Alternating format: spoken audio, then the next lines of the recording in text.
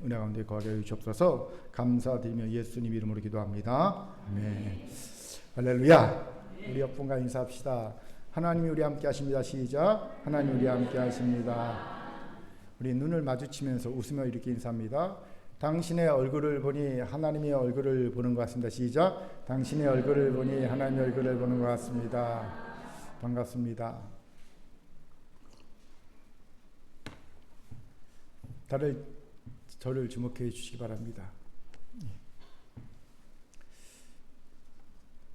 이건 둘째 딸한테 허락을 받고 하는 이야기입니다.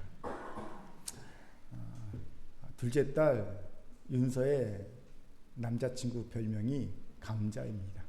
감자. 순둥순둥해서 별명이 감자인데 이 친구가 헬스를 참 열심히 합니다. 감자가루는 헬스장에서 운동을 하고 있는데 한 초등학교 저학년 남자애가 너무 열심히 운동을 하더라는 거예요.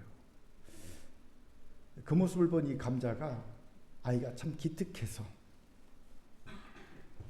음료수를 하나 사서 아이에게 주었답니다. 그런데 갑자기 그 모습을 본 그 남자아이 아버지가 와서는 그 음료수를 가로채더니 아들에게 이런 말을 합니다. 모르는 사람이 주는 것을 함부로 받아 먹으면 안 돼. 그 말을 듣고 이 순둥이 감자가 마음에 상처를 받았다고 하더라고요. 이야기를 들을 당시에는 아버지가 너무 오버하는 것이 아닌가라는 생각이 들었었는데 문득 아버지 입장이 이해가 되었습니다. 왜요? 여러분, 세상이 얼마나 험악합니까? 특히 요즘 초등학생 유괴 시도가 여러 건 있었지 않습니까? 저도 얼마 전에 3번 아파트 단지에서 할머니 한 분이 자신의 짐을 여기 언덕배기 위까지 올려다 달라는 부탁을 받은 적이 있어요. 정말 별것 아닌 가벼운 짐이었습니다. 그런데 그때 제가 한 행동이 뭔지 아십니까? 주변에 스타렉스나 봉고가 있나 없나 살펴본 거였어요. 물론 제 경우는요 없었습니다. 그래서 언덕배기까지 그 할머니의 짐을 옮겨다 드리긴 했습니다. 왜 이런 행동을 했을까요? 뉴스에서 보셨지 않습니까? 저녁에 할머니 할아버지들이 이 짐 좀 들어다 줘요 라고 부탁을 하면 젊은 친구들이 아무 생각 없이 그 짐을 들고 거기까지 갑니다. 근데 그 근처에 뭐가 있어요? 스타렉스, 봉고. 갑자기 문이 쓱 열리고요. 남자들이 나와서 마취시켜서 데려가지요. 장기 적주. 이런 사건이 일어난다는 뉴스를 본 적이 있거든요. 그러니 부탁을 받는 순간 두리번 스타렉스가 있나? 봉고가 있나? 없구나. 옮겨다 드린 거지요. 그만큼 세상이 험악합니다. 그러니 그 아버지의 마음도 이해할 만하다는 생각이 든 거지요. 그런데 오늘 본문을 묵상하다가 문득 이런 생각이 들었습니다. 세상 사람도 세상이 험악하기에 모르는 사람이 주는 것을 함부로 받지 않는 지혜가 있는데 하물며 말세의 지말을 산다는 것을 아는 하나님의 자녀인 우리가 하나님이 주지 않는 것을 함부로 받아서 애지중지하는 것이 이 얼마나 어리석은 짓거리인가, 이런 생각이 드는 거예요. 안 그렇습니까? 여기 있는 분 중 작금이 말세의 지말인 것을 모르는 이가 몇이나 되겠습니까? 아마 거의 없지 않을까 싶습니다. 예수님께서 오신다고 하신 지가 이미 2000년도 훨씬 지나가고 있습니다. 말세의 지말이지요. 그리고 우리는 이미 말세의 증거들을 눈으로 보고 살고 있습니다. 그 대표적 증거가 뭡니까? 사람들이 자기를 사랑하며 돈을 사랑하는 것. 자기 자신, 자기를 신으로 섬겨 사랑하며 돈을 하나님보다 더 사랑하는 것. 이게 말세의 대표적인 징조 아닙니까? 디모데후서 3장 2절에서 말하는 말세의 때의 징조입니다. 그렇다면 이제 우리도 정신을 차리고 하나님이 주지 않으신 것, 하나님 외의 존재가 준 것을 함부로 받지 말아야 합니다. 그런데 이게 웬일입니까?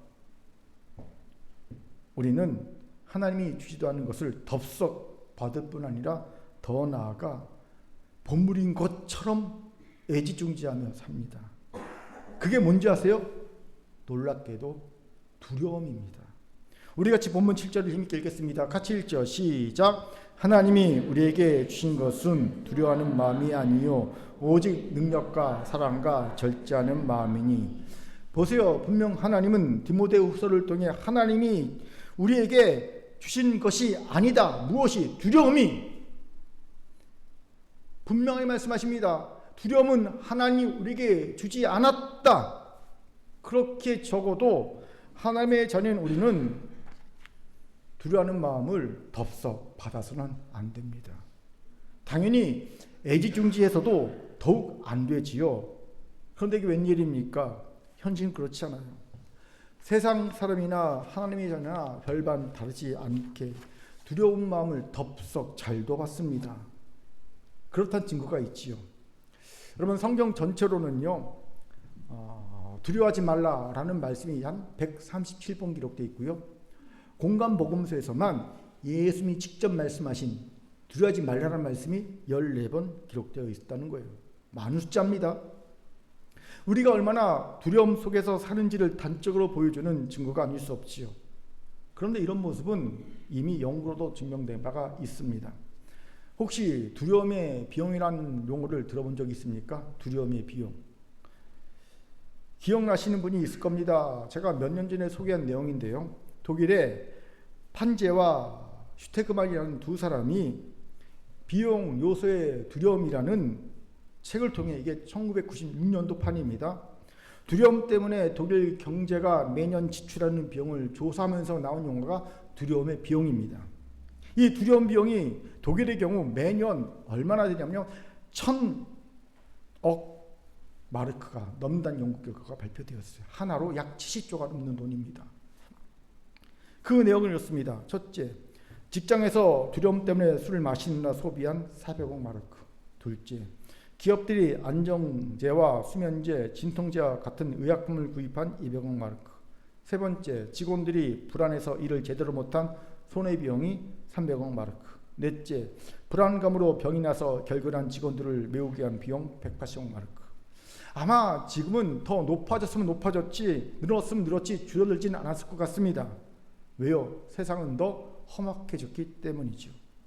이건 한국도 마찬가지입니다. 왜 많은 학생이 사교육의 현장으로 내몰리고 있습니까?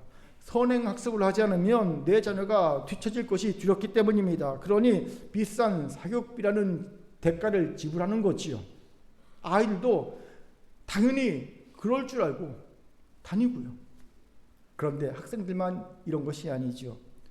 취업 준비생 중 취업을 위해 승마나 펜싱을 배우는 이들도 있다는 기사를 본 적이 있습니다. 이유는 같습니다. 두려움 때문입니다. 이런 현상에 대해 한 작가가 이런 글을 쓴 것을 읽은 적이 있어요.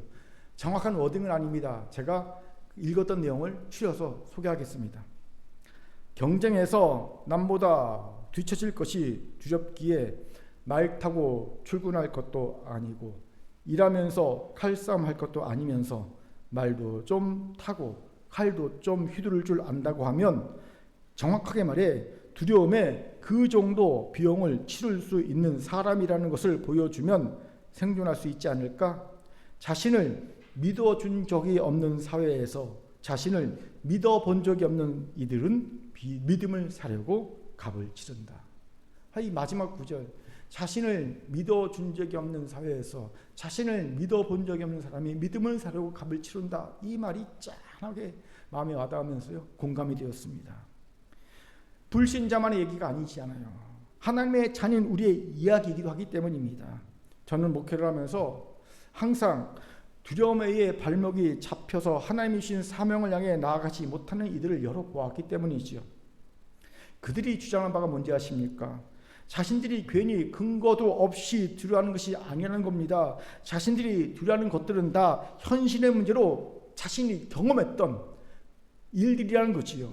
그러니 자신들을 없는 두려움을 만들어서 두려워하는 정신 이상자로 보지 말라고 항변합니다. 맞습니다. 그들이 말하는 바는 거짓이 아닙니다. 다 진실입니다. 그런데 제가 이들에게 들려주고 싶은 욥의 고백이 있어요. 우리 욥기 3장 25절을 읽겠습니다. 같이 읽죠. 시작. 내가 두려워하는 그것이 내게 임하고 내가 무서워하는 그것이 내 몸에 미쳤구나. 아멘. 욥이 고백한 것이 무엇입니까? 평소 그가 두려워하던 그것이 실제 현실로 일어났다는 겁니다. 이 말은 두려운 마음을 품으면 그 두려운 마음이 현실화 된다는 겁니다. 그렇습니다.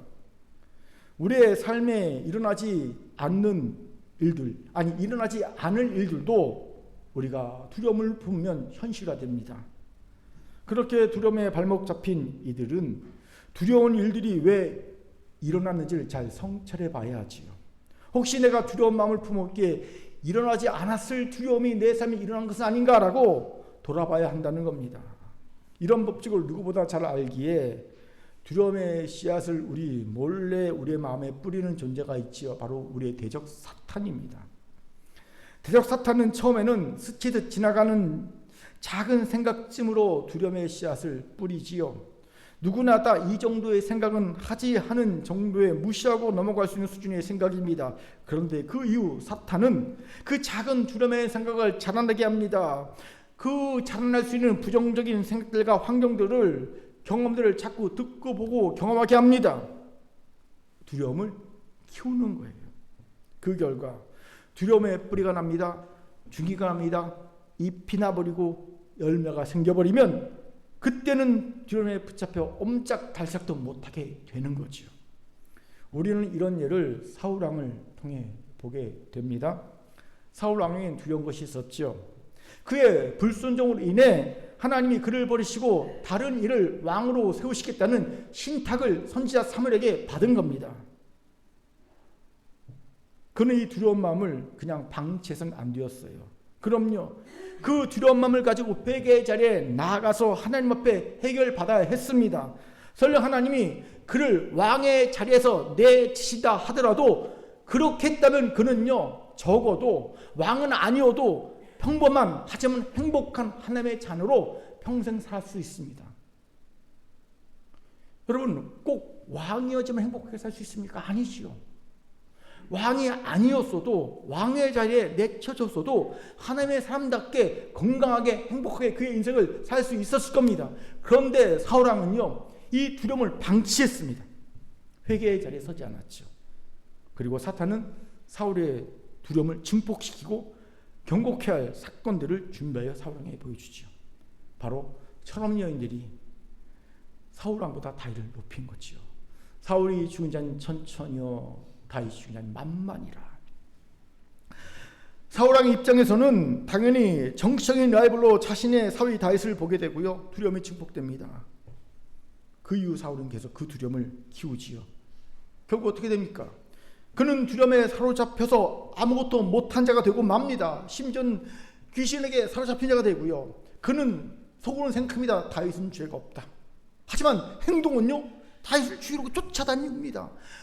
속으로는 다윗은 죄가 없어. 그러면서 행동은 다윗을 죽이려고 쫓아다녀요. 또 그는 블레셋과의 마지막 길보아산 전투에서요, 나가면 뻔히 죽는다는 걸 압니다. 그럼 어찌해야 됩니까? 도망쳐야죠. 그리고 나중을 기약해야죠. 그런데 그는요, 죽을 줄 알면서 기억고 그냥 그 전투에 나갑니다. 그때의 사울의 모습은 마치 도살장에 끌려가는 소와 같습니다.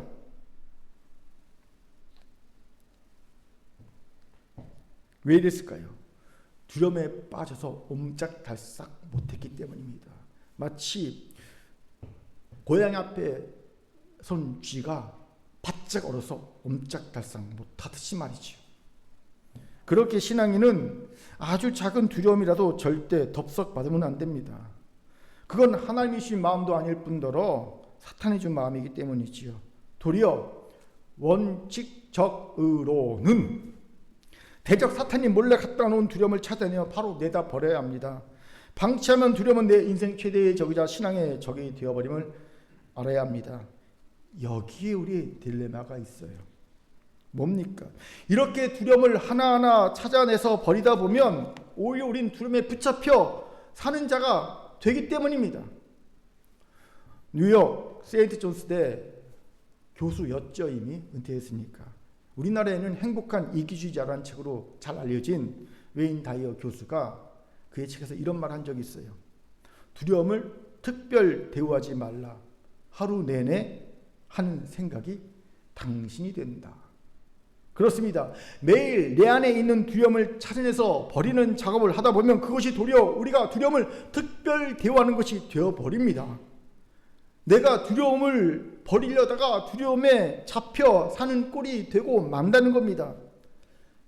그래서 제가 굳이 원칙적으로는 이라는 단어를 쓴 거예요. 이러니 딜레마입니다. 두려움을 특별 대우할 수도 없고 그렇다고 두려움을 방치할 수도 없지 않습니까? 어찌해야 합니까? 간단합니다. 영적 면역력을 강화하는 겁니다. 우리가 암에 대한 두려움을 갖고 있지요. 그렇다고 매일 암세포가 우리 몸에 생기는지 안 생기는지 체크할 수 있습니까? 할 수 없어요. 설령 할 수 있다 치더라도 매일 하려면 엄청난 스트레스를 받을 겁니다. 도리어 그 스트레스 때문에 죽고 말 겁니다. 암에 걸려서. 그럼 어찌해야 합니까? 면역력을 키우면 됩니다. 평소에 운동도 좀 열심히 하고 좋은 음식도 먹고 잠도 잘 자고, 잠이 참 중요합니다. 잠도 잘 자고 행복한 생각, 행복한 관계, 삶을 살아가면 됩니다. 그러다가 한 몇 년에 한 번씩, 2년에 한 번씩 종합검진을 통해 암 체크를 하면 됩니다. 이처럼 매일 두려움을 잡아내서 버리는 작업을 굳이 할 필요가 없지요. 대신 평소에 영적 면역력을 키우면 됩니다. 그러다가 몇 년에 한 번씩 따로 시간을 내서 깊은 말씀 묵상과 기도를 통해 내 내면을 깊이 성찰하면서 내 내면에 깊이 자잡고 있는 두려움의 존재를 발견하고 버리는 작업을 하는 거예요. 이렇게 두려움을 관리하고 극복하면 됩니다. 이게 신앙인의 올바른 두려움 관리 극복 방법입니다. 오늘 이 지혜와 결단이 있기를 주의 이름으로 축원합니다. 아멘. 자, 저를 따라합시다. 하나님이 주지 않는 두려움을 받지 말고 버립시다. 몇 분간 인사합니다. 이를 위해 두려움을 관리하고 극복합시다. 시작. 이를 위해 두려움을 관리하고 극복합시다. 아멘. 이런 우리에게 오늘 본문이 귀한 통찰을 주죠. 왜입니까? 본문에서 우리는 두려움은 하나님이 주지 않은 것이라고 분명히 선언하면서 그 영적 아들 디모데에게 두려움을 관리하고 극복할 수 있는 영적 면역력을 키우는 방법을 권면하고 있는 사도 바울을 볼 수 있기 때문이지요. 다시 본문 7절 힘이 들겠습니다. 시작. 하나님이 우리에게 주신 것은 두려워하는 마음이 아니요 오직 능력과 사랑과 절제하는 마음이니. 아멘. 하나님이 두려움을 극복할 수 있는 영적 면역력을 갖추기 위해 우리에게 주시는 것들이 무엇입니까? 세 가지 마음이죠. 바로 능력과 사랑과 절제하는 마음입니다. 그렇습니다. 이 세 가지 마음이 두려움으로부터 우리를 지키는, 우리의 마음을 지키는 하나님이 주신 것들입니다. 여기서 주목할 것은요, 주신으로 번역한 헬라어의 시제가 과거형이라는 겁니다. 즉 주실 것이 아닙니다. 이미 주신 것들이라는 겁니다. 그렇습니다. 하나님은 자녀인 우리에게 이미 두려움을 극복하고 관리할 수 있는, 우리의 마음을 지킬 수 있는 것들을 이미 주셨습니다. 그런데 왜 우린 두려워합니까? 왜일까요? 그 마음들을 우리 마음 안에서 오프 상태로 꺼놓은 거예요. 온 상태로 켜놔야 되는데, 예, 하나님이 이미 주신 능력과 사랑과 절제하는 마음을 오프 상태로 꺼놓고 있으니까 이게 작동을 안 하는 겁니다. 그렇기에 두려움을 극복하고 관리하기 원합니까? 이 마음을 온으로 켜야 합니다. 어떻게 해요? 같이 그 방법을 알아봅시다. 먼저 우리가 두려움을 관리하고 극복하기 위해 가장 먼저 오프 상태를 온으로 바꿔야 할 것은 능력이지요. 여기에서 제가 예전에 했던 생각과 달라진 생각이 있어요. 예전에 저는 이 능력을 제 능력, 우리의 능력이라고 생각했습니다. 즉 하나님이 내게 주신 능력을 사용하는 것이라고 생각했습니다. 내가 하나님께 기도해서 하나님 내게 능력을 주시면 그 능력으로 두려움을 대적하여 극복해야 한다고 생각했습니다. 물론 틀린 생각은 아니지요. 우리가 잘 아는 마가복음 9장 23절에서 예수님께서 하신 말씀이 뭡니까? 우리 같이 읽겠습니다. 시작. 예수께서 이르시되 할 수 있것이 무슨 말이냐? 믿는 자에게는 능치 못할 일이 없느냐 하시니라. 아멘. 보세요. 예수님은 믿는 자에게는 능치 못할 일이 없다고 하십니다. 아멘. 제가 참 좋아했던 말씀이죠. 그렇게 예전에 제 설교를 보면 저는요, 기도함으로 하나님의 능력을 우리의 것으로 전용하자라고 역설했음을 봅니다. 그런데 요즘은 좀 생각이 달라졌어요. 요즘은 이 능력이 내 능력이 아니라 하나님의 능력임을 깨달은 겁니다. 그렇습니다. 우리가 오프 상태를 온 상태로 바꿔야 할 것은요, 내 능력이 아닙니다. 하나님의 능력입니다. 내 능력은요, 오프 상태를 온 상태로 바꿔봐야 그게 그겁니다. 요즘 한국 증시가 불장이지요. 연일 코스피 지수가 최고점을 경신합니다. 정말 5천 시대를 맞이할 수 있을 것 같습니다. 그렇게 일각에서는 중국 사람들이 다 사들이고 있다라고 음모론을 펴더라고요. 참 한심한 이들입니다. 그런데 우리 교회 성도 중에서도 그 덕을 봐서 약 20% 정도의 수익을 내는 이들도 있습니다. 하지만 그래봤자 몇만 원 수익입니다. 왜요? 몇 주밖에 안 샀으니까. 이것이 우리의 능력입니다. 그렇게 우리의 능력을 오프 상태에서 온 상태로 바꿔봐야 별 소용이 없습니다. 대신 우리에게 주신 하나님의 능력을 오프 상태에서 온 상태로 바꿔야 합니다. 그리고 우리는 그 능력에 딱 붙어 살아야 합니다. 내가 능력을 가진 존재로 되는 게 아니라 여전히 능력이 없지만 하나님의 능력을 온으로 만든 다음에 그 능력에 딱 붙어 살아야 합니다. 여러분,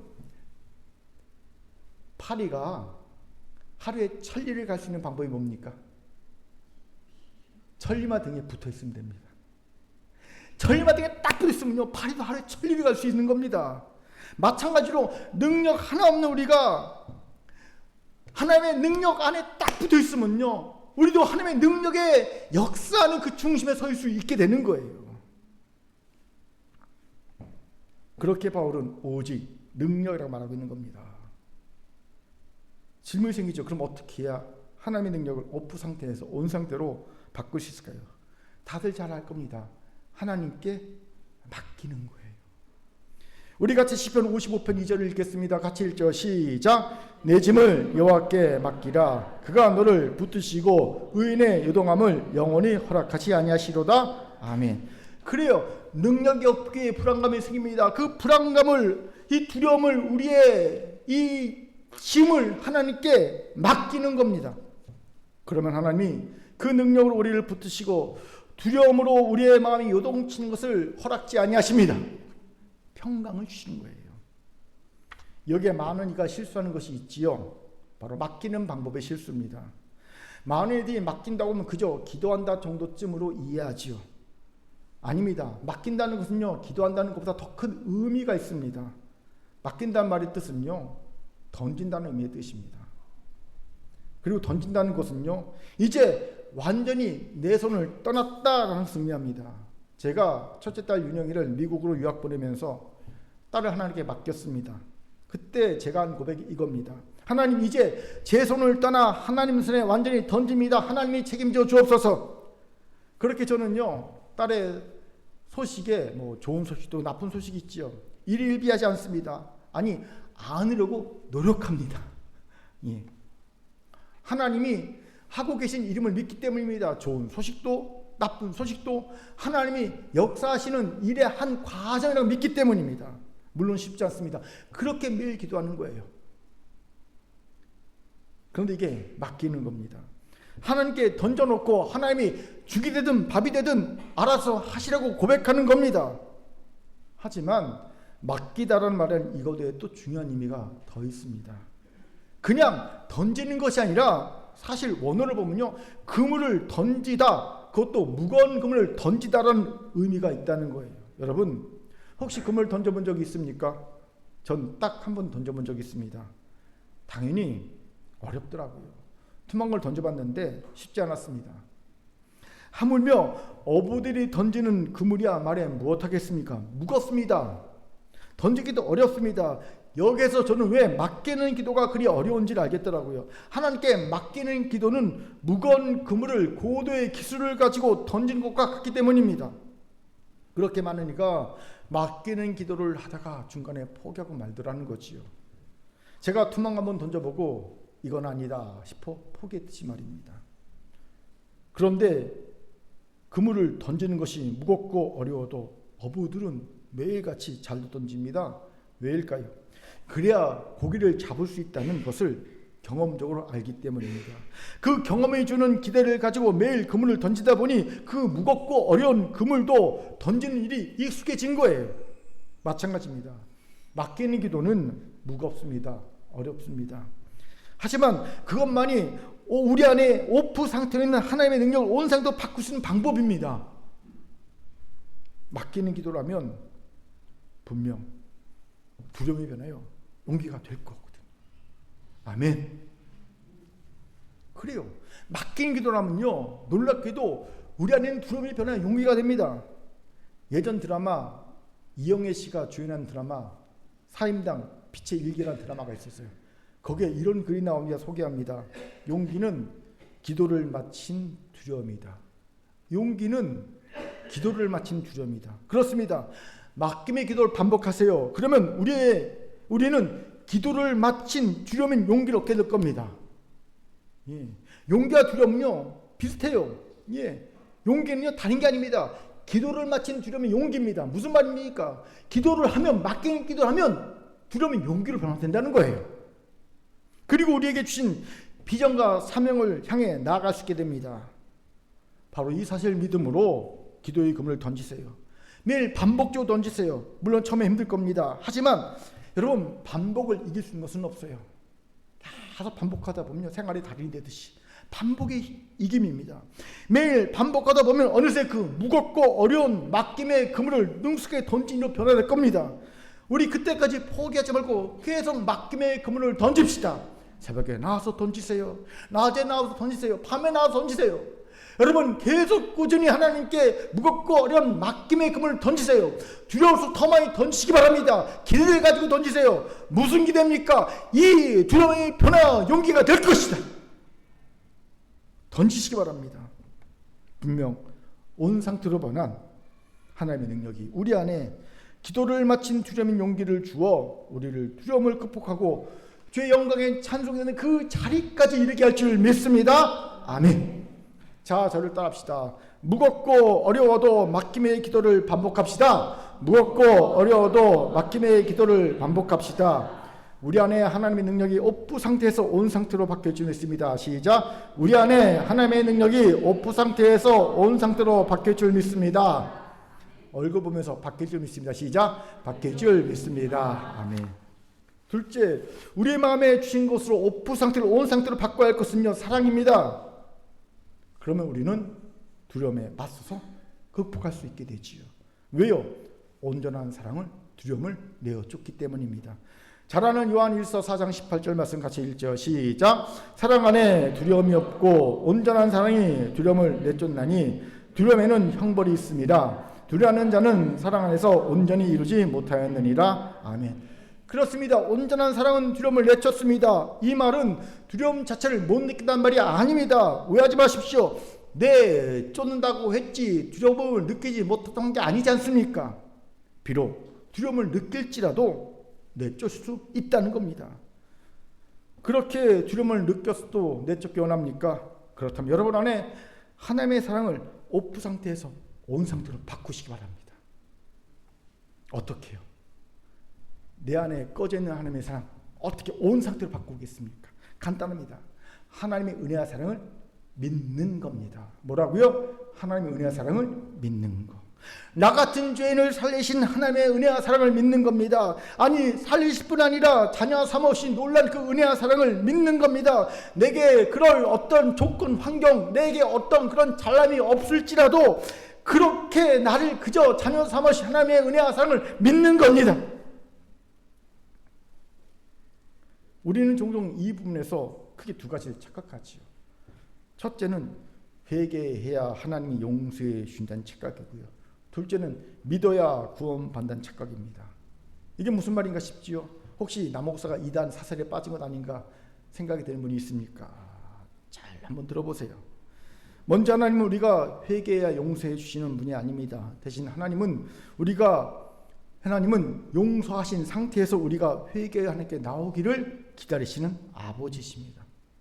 누가복음 15장의 탕자의 아버지처럼 말이죠. 탕자의 아버지가 언제 탕자를 용서해 주었습니까? 그가 회개하고 돌아왔을 때입니까? 아니지요. 그 전입니다.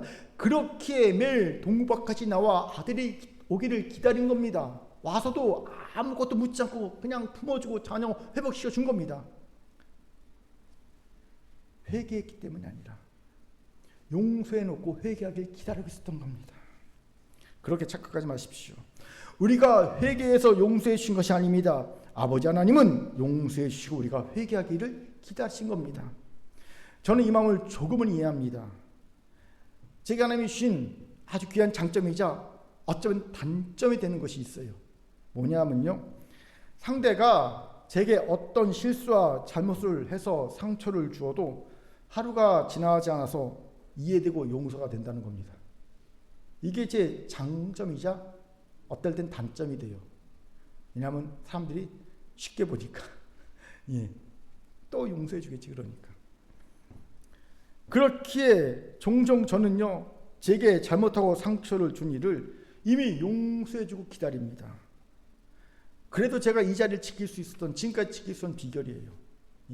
상처를 주고 잘못을 해도 그냥 이해가 되고 용서가 되고 기다릴 수 있는 마음이 제게 있기 때문이지요. 왜 이럴까요? 하나님이 그렇게 저를 지금까지 대해 주셨기 때문입니다. 회개해서 용서해 주신 것이 아닙니다. 용서해 놓고 회개할 길을 기다리신 거예요. 둘째, 우리는 믿어야 구원받는다고 생각합니다. 이것도 착각입니다. 우리 같이 로마서 5장 8절 읽겠습니다. 같이 읽죠. 시작. 우리가 아직 죄인 되었을 때 그리스도께서 우리를 위하여 죽으심으로 하나님께서 우리에 대한 자기의 사랑을 확증하셨느니라. 아멘. 먼저 자기의 사랑을 확증하셨다는 말의 의미가 뭡니까? 간단합니다. 우리에 대한 자기의 사랑을 다 보여주셨다, 다 행해 주셨다는 의미입니다. 구체적으로 우리 중에 예수님을 실제로 본 이가 있습니까? 없습니다. 예수님은 2000년도 더 전에 33년의 짧은 공생애를 사시고 하늘로 승천하셨기 때문입니다. 그럼에도 우리는 예수님으로 인해 구원을 받습니다. 왜요? 이미 우리에 대한 자기의 사랑을 다 보여주셨고 행해 주셨기 때문입니다. 그 효과를 우리가 지금 누리고 있는 거예요. 그런데 로마서 5장 8절에서 그런 예수의 사랑이 언제 확증되었다고, 언제 이루어졌다고 말합니까? 우리가 아직 죄인 되었을 때입니다. 이 말은 뭡니까? 우리가 우리의 구원을 위해 빌기도 전에, 나 좀 구원해 주세요, 빌기도 전에, 우리가 우리의 구원의 필요성을 느끼기 전에, 나 구원받을 필요가 있어, 내 삶에 문제가 있어, 이 필요를 느끼기도 전에, 내가 구원받기를 소원하기 전에, 난 정말 구원받고 싶어, 소원하기도 전에 이미 우리의 구원이 허락되었다는 겁니다. 그렇기에 믿어야 구원받는다는 말은 착각입니다. 대신 믿음은 우리에게 예수가 확증해 주신 구원을 깨닫게 합니다. 알게 합니다. 믿음이 있을 때 비로소 예수님이 내게 구원을 주셨구나, 은혜로 구원받았구나 깨닫게 됩니다. 알게 됩니다. 믿게 됩니다. 그렇기에 회개해야 용서받고 믿어야 구원받는다는 착각에서 벗어나야 합니다. 이런 착각은 다 자기 의일 뿐입니다. 우리가 우리의 구원에 뭔가 조금이라도 일조한 것이 있기를 바라는 자기 의라는 겁니다. 아십시오. 우리의 구원에는 우리의 의가 단 0.00001%도 가미되어 있지 않습니다. 오직 100% 하나님의 은혜와 사랑 덕으로 우리가 구원받습니다. 아멘. 아이고 너무 겸손하다. 교만한 아멘. 아멘. 우리 좀 아멘 할 때만 교만합시다. 아멘. 이것을 믿어야 합니다. 그럴 때 우리 안에 오프 상태로 있던 하나님의 사랑이 온 상태로 바뀌는 거예요. 제게는 부끄러운 고백이 있어요. 예수를 믿고 얼마 되지 않아 하나님과 첫사랑이 불붙었을 때 저는 정말 열심히 특심한 자녀였습니다. 지금은 생각해도 참 대단한 열심이었다라는 생각이 듭니다. 뭐 여러 가지 예가 있지만 한 가지 예만 들면요, 방학 때 적어도 일주일에 성경 1독, 보통 2독 정도를 했습니다. 그러니 목사안수 받기 전에 성경을 벌써 100도 기상을 하고 목사안수 받았어요. 그리고 얼마나 죄악과 치열하게 싸우려고 했는지 모릅니다. 물론 매번 졌어요. 하지만 정말로 치열하게 싸웠습니다. 지면서도 치열하게 싸웠어요. 그냥 지지 않았어요. 죄악에. 그런데 그때 제 마음에 들었던 생각 하나가 있습니다. 뭔지 아십니까? 다른 지체에 대한 판단과 정죄였습니다. 그렇게 한심해 보이더라고요. 성경을 저렇게밖에 못 읽나? 성경을 왜 꼭 1년에 한 번 읽지? 한 번 읽어도 헛거리지? 난 일주일에 2번 정도 읽는데 마음 먹으면 3번까지 읽을 수 있는데 일주일에? 왜 성경을 꼭 1년에 한 번 읽어야 되는 거지? 아니, 사역자라는 분들이 성경 백독도 안 하고 뭔 사역을 하려고 그러지? 교회 다지 얼마 안 된 초신자가 엄청 교만했죠. 왜 기도를 하루에 1시간밖에 못하지? 이런 거 있지. 왜 금식은 안 하고 살지?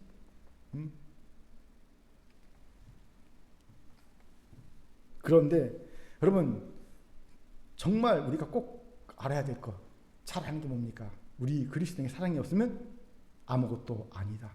nothing이라는 거예요. nothing. something이 아니라 nothing. 산에 옮길 만한 믿음이 있고 천사에 방언하고 대단한 뭐가 있어도 사랑이 없으면 nothing. 아무것도 아닙니다.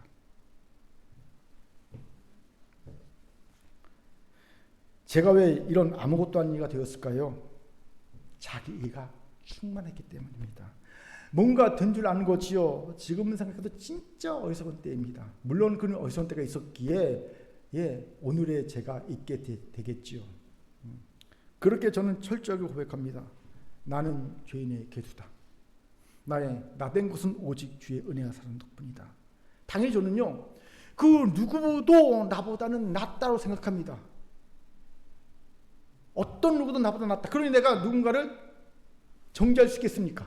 못하는 거예요. 할 수가 없어요. 물론 여러분, 목회자는 목양해야 되기 때문에 판단을 합니다. 판단이 없으면 목양 못하잖아요. 하지만 정죄하지 않습니다. 판단할 뿐 정죄하지 않습니다. 그 뒤로 제 안에 오프되었던 하나님의 사랑이 온이 되고 있습니다. 제가 하나님의 이 은혜와 사랑 외에는 전하고 싶은 설교 제목이 없어요. 사실은. 이것만 전하고 싶더라고요. 하나님이 나를 사랑하셨다. 우리를 이것만 전하고 싶지요. 뭐 이렇게 살아라. 예전에는요. 뭐 이렇게 살아라. 기도 어떻게 하라. 뭐 어떻게 하라. 어떻게 막 많았잖아요. 그런데 그게 전하고 싶지 않아요. 그냥 하나님이 나를 사랑하셨다. 우리를 사랑하셨다. 그냥 우리를 그저 용납하셨다. 이것만 전하고 싶더라고요. 그리고 제 안에 있던 온갖 두려움이 하나 둘씩 내어 쫓아생을 경험하고 있습니다.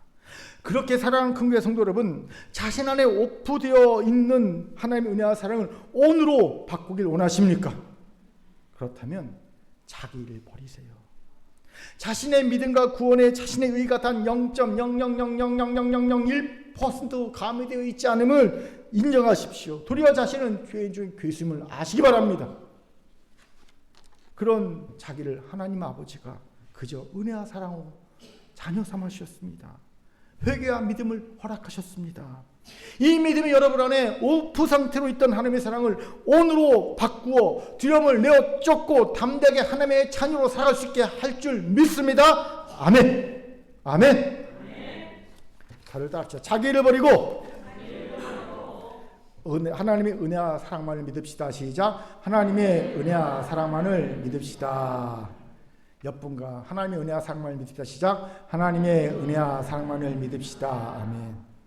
세 번째로 우리 마음이 이미 주신 것으로 오프 상태를 온 상태로 바꿔야 할 것은요, 절제입니다. 질문 생겨, 왜 하필 절제입니까? 간단합니다. 두려움이 엄습할 때 그 두려움의 감정과 생각을 절제하고 일단 접어둬야 하기 때문입니다. 옆으로 치워놔야 하기 때문입니다. 왜 우리가 두려움의 프로가 되는지 아십니까? 두려움이 올 때 그 생각을 확장시키고 연장시키기 때문입니다. 그렇게 두려움이 올 때 일단 그 두려운 생각을 접어두는 훈련, 옆으로 이렇게 제껴두는 훈련을 해야 합니다. 이게 생각의 절제 훈련입니다. 카우보이 세계 챔피언인 레리 만이 로데오 경기에 임하는 자세에 대해 이런 얘기를 한 적이 있어요. 여러분, 로데오 경기 굉장히 위험하죠? 잘못하면 죽을 수 있습니다. 당신의 머리에서 뇌를 떼어내서 잠시 동안 주머니 속에 넣어라. 로드의 경쟁 전에 네 뇌 떼어내서 잠시 동안 주머니에 써 넣어라. 아무 생각 없이 한다는 겁니다. 재미있는 표현이죠. 이게 두려움을 절제하라는 거예요. 저는 종종 이렇게 생각합니다.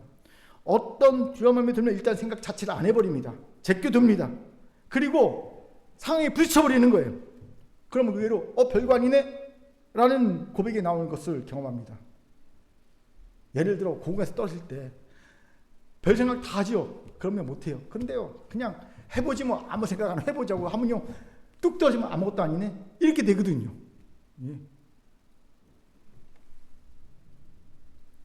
그렇게 두려움을 관리하고 극복하고 싶습니까? 그렇다면 생각에 절제하십시오. 그런데 이걸 못하더라고요. 거꾸로 도리어 생각을요 연장시키고 확대시킵니다. 부정적 생각에 나래를 펼치는 거예요. 제가 가끔 황당하게 느끼는 상담을 할 때가 있어요. 본인이 너무 심각한 문제로 제게 상담을 합니다. 그런데 제가 듣다 보면 정말 황당하게 작은 부정적 생각에 만들어내고 확장되고 연장돼서 나온 생각이더라는 거죠. 그리고 혹적인 두려움일 때가 많습니다. 예를 들어 이런 경우에요. 교회를 끊어야 되겠다는, 무슨 교회가 학원입니까? 끊긴 왜 끊습니까? 참, 여러분 교회를 떠난단 말을 해도요 끊는단 말을 하지 마십시오. 예, 교회를 끊어야 된다는 말을 하면서 심각한 얼굴로 상담을 하는 이들이 있습니다. 이유인즉 사람들이 다 자신을 미워하고 왕따시킨다는 거예요. 놀랍잖아요. 제가 놀라지요. 목회자가 하나님의 교회가 누군가를 미워하고 왕따시켜? 그래서 교회를 끊는다고 해? 이건 큰일이거든요. 그래서 제가 놀래갖고 자초지종을 듣습니다. 바짝 긴장하면서. 그럼 기가 막힙니다. 자초지종이. 어느 날 주일, 그날따라 자신이 너무 기분이 좋아서 반갑게, 평소에는 잘 얘기하지도 않던 지체에게 인사를 했어요. 먼저 인사를 했어요. 그런데 그 지체가 너무 무성하게 인사를 받고 넘어갔어요. 그리고 그때는 진짜 그런가 하고 넘어갔어요. 그런데 그날 좀 집에 와서 보니까 갑자기 그때 일이 생각나는 거예요. 왜 내 인사를 안 받았을까? 이 질문이 생긴 겁니다. 그리고 이 질문을 시작해서 부정적 정보들이 막 모아지기 시작하는 겁니다. 내가 몇 주 전에 인사를 설렁 받은 것 때문에 삐져 있다가 복수한 것 아니야? 그럴지도 몰라. 그리고 보니 요 몇 주 동안 나한테 반갑게 인사한 적이 별로 없는 것 같아. 그리고 항상 며칠 모여서 수근수근 하던데 그거 다 내 흉본 거 아니야? 흉보면 어떡하지? 그 사람은 나보다 훨씬 사람들과 많이 잘하는데, 교회 내 영향력이 큰 사람인데 사람이 다 내 편 안 들고 그 사람 편만 들 거 아니야? 결국 나는 사람들에게 미움받고 왕따당하고 교회 떠나야 되는 거 아니야? 교회 끊어야 되는 거 아니야? 여기까지 이른 거예요. 그래서 저한테 와서 상담하는 거죠.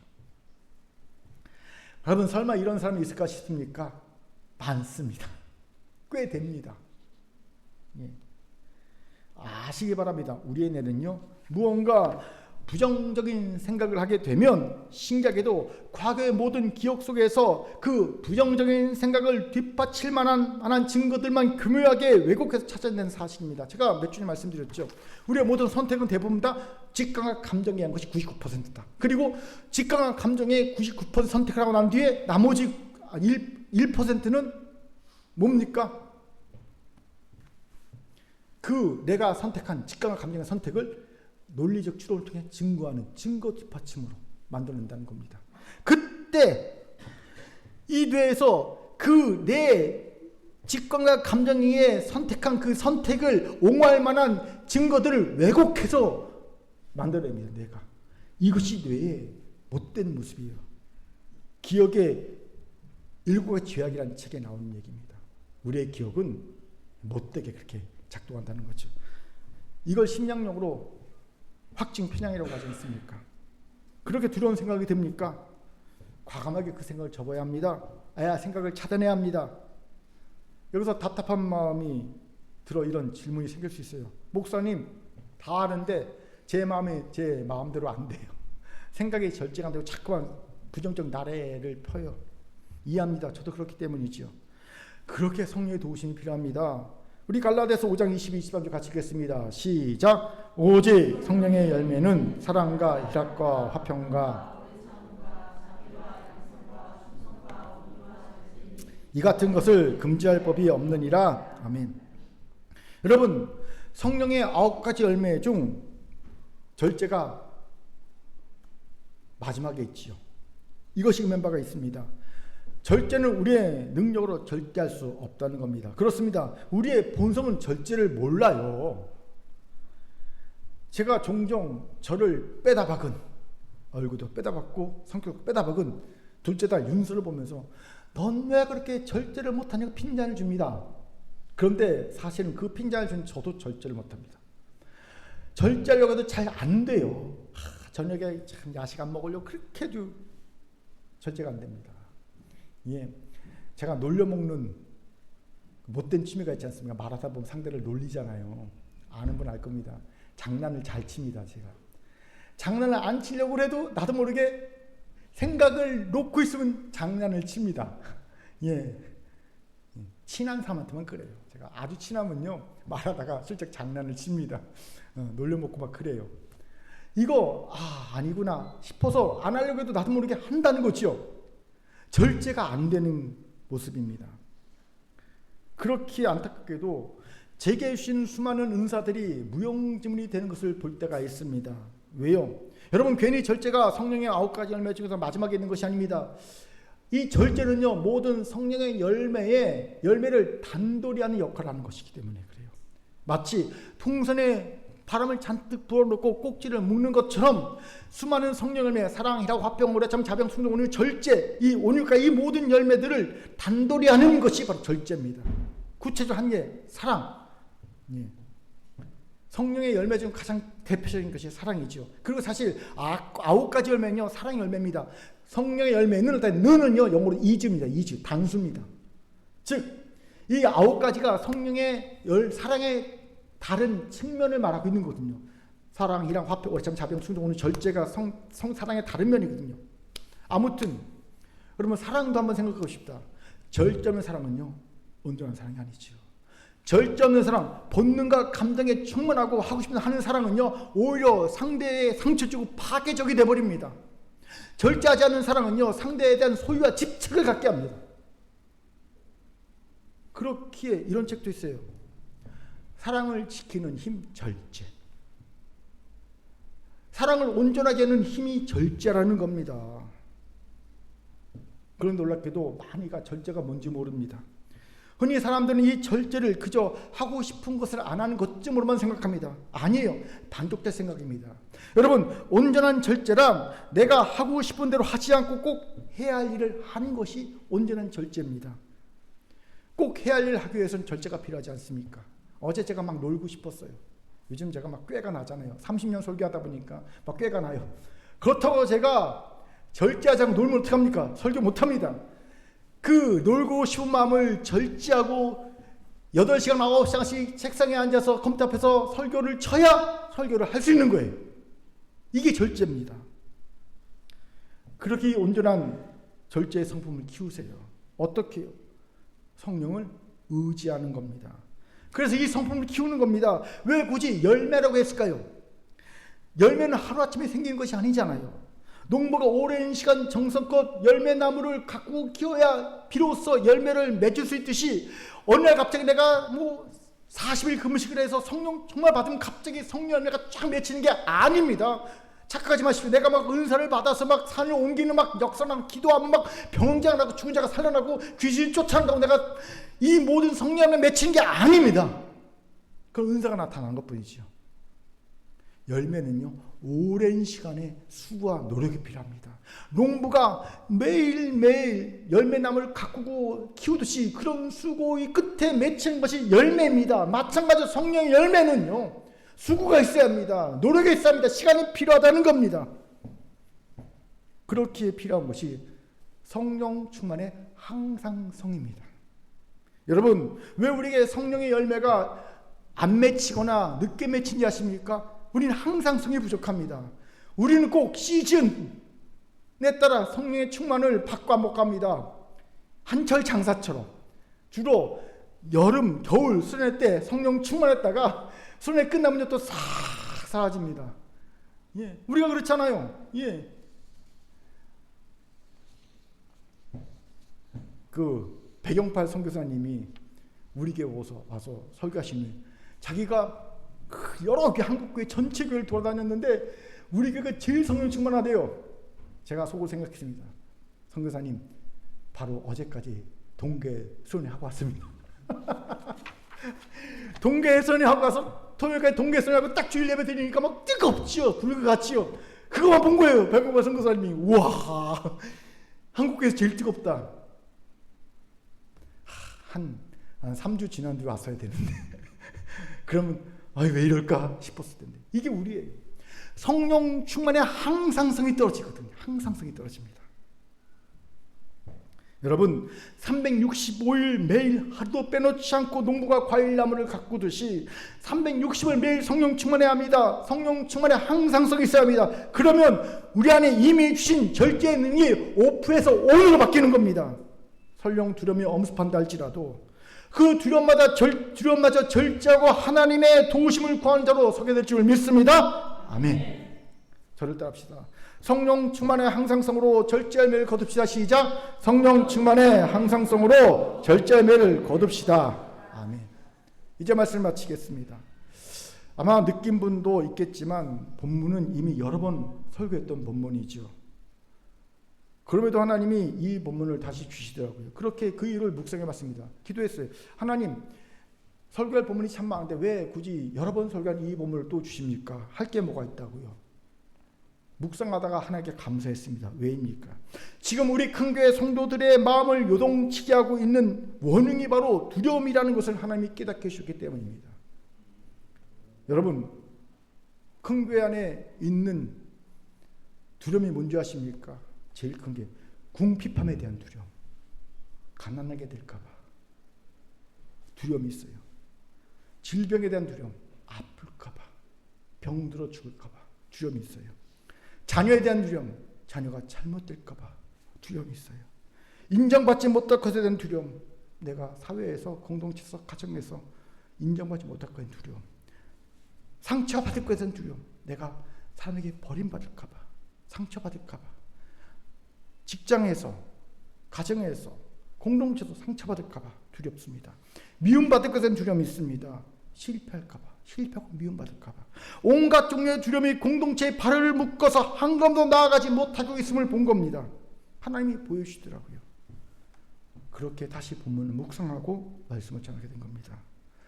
사랑하는 큰교회 성도 여러분, 두렵습니까? 저도 두렵습니다.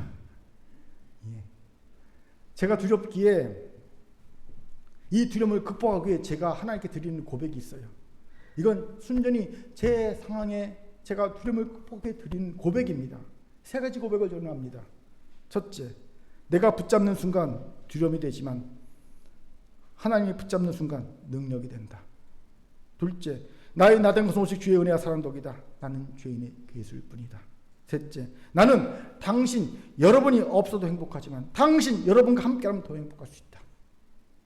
세 번째는요, 자꾸 이런 말이 들리더라고요. 사람들이 목사님을 미워한다 라는 소식을 한 사람이 아닌 여러 사람한테 들었어요. 날 미워한대요. 그래서 사표를 낼까. 한 사람한테 들었으면 그냥 그런가 했는데 몇 사람이 똑같은 얘기를 하다고. 예. 그래서 사표를 낼까. 하나는 여기까지인가 봐요. 제가 여기까지인가 봐요. 그러다가 제가 이 고백을 했어요. 하나님, 나는 당신 여러분부터 행복하지만 당신 여러분과 함께부터 행복할 수 있으면, 이 고백을 딱 하면서 제가 그 두려움을 벗어났어요. 이 3가지 고백이 제 안에 주신 능력과 사랑과 절제의 마음을 오프에서 온으로 바꾸고 있습니다. 두려움과 맞서서 극복할 수 있는 힘을 주고 있는 겁니다. 그렇게 성도 여러분도 권면합니다. 여러분의 마음속에 오프되어 있는 하나님의 주신 능력과 사랑과 절제의 마음을 온으로 바꾸세요. 이를 위해 첫째, 무겁고 어려워도 맡김의 기도를 반복합시다. 우리 안에 있는 하나님의 능력이 오프에서 온 상태로 바뀔 줄 믿습니다. 둘째, 나는 죄인의 괴수로 믿음과 구원에 단 0.00001%도 일조하지 않았음을 알므로 자기 일을 버리고 하나님의 은혜와 사랑만을 믿읍시다. 세 번째, 성령 충만의 항상성으로 절제를 거둡시다. 생각의 절제와 온전한 사랑을 지키게 될 줄 믿습니다. 오늘 이 깨달음과 믿음으로 결단으로 굳게 서는 우리 모두가 되기를 주의 이름으로 축원합니다. 하나님의 말씀이었습니다. 아멘. 기도합니다. 사랑과 자비 하나님 참 감사합니다. 두려움 가운데서 우리에게 이길 수 있는, 극복할 수 있는 귀한 마음을 이미 주셨으니 감사합니다. 우리에게 안에 이미 주신 사랑과 능력과 절제의 마음을 온 상태로 켜놓게 합니다. 그리고 극복하여서 행복한 평안한 삶 살게 도와주옵소서. 비전과 사명에 나아가는 우리 큰교회 성도들 다 되게 도와주옵소서. 감사드리며 예수님 이름으로 기도합니다. 아멘.